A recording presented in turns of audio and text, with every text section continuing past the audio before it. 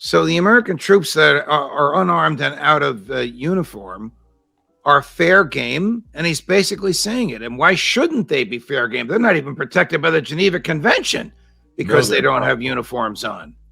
No, they're not. And I don't know about the unarmed part. I'd be very surprised if that were the case. But frankly, if a tactical ballistic missile with a 1,000-pound warhead falls on you, they're not going to discriminate between those with or without weapons, obviously. Here's President Putin earlier today on who started the war. Kiev regime provided artillery and aviation and other weapons to attack Donbass back in 2014. In 2015, they attempted again to directly attack Donbass. They continued shelling, terror in relation to citizens. All of this was completely against the documents that were accepted by the United Nations Security Council. I would like to repeat, they started the war, and we used the force in order to stop it. The only thing he didn't say is that Victoria Nuland, Hillary Clinton, and Barack Obama started this when they fomented, with the use of CIA and other assets, the so-called revolution in 2014, which overthrew the popularly elected government, which was perceived as pro-Moscow. That's about the only thing he didn't say. The rest of what he said is arguably an accurate recitation of that part of the history of that area. No, it is. And keep in mind that the Minsk agreements were reached and signed by Russia, Germany, France, in order to put an end to the attacks on the Donbas republics. These are Luhansk and Donetsk. These are the two, quote unquote, breakaway republics. They're all Russians. 14,000 people have died in the fighting there long before the Russians intervened in Ukraine.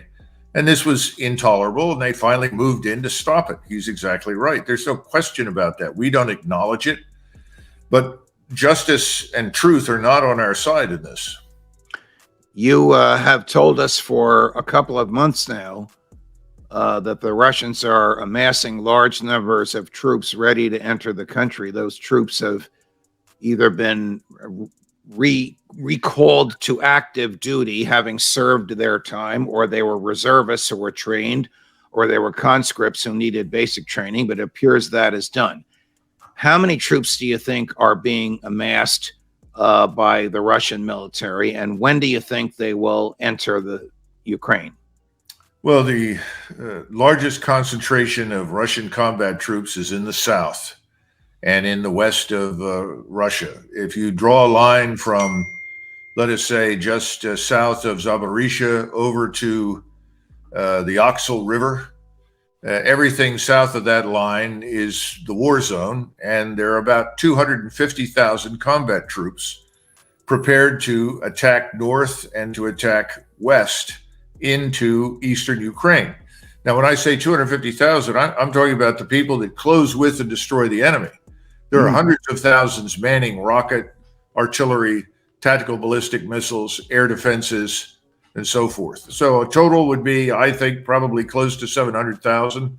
I've seen 720, but that's, again, that includes everything: logistical support, transport, everything. Well, that's going to be a tidal wave of Russian military humanity and materiel, almost the foot soldier equivalent of carpet bombing into Ukraine. How can they possibly resist that and expect to be successful militarily? Well, I think the defenses in the south have largely crumbled. The Ukrainians are hanging on by their teeth in most cases. Morale in the Ukrainian military is at an all-time low. Casualties have gone through the roof. They were losing a battalion equivalent a day. Now it's been up to 1,000. 60,000 artillery rounds, rockets, missiles, hard shell ammunition falling on you every day is pretty shattering experience. There are so many casualties we can't even begin to estimate anymore.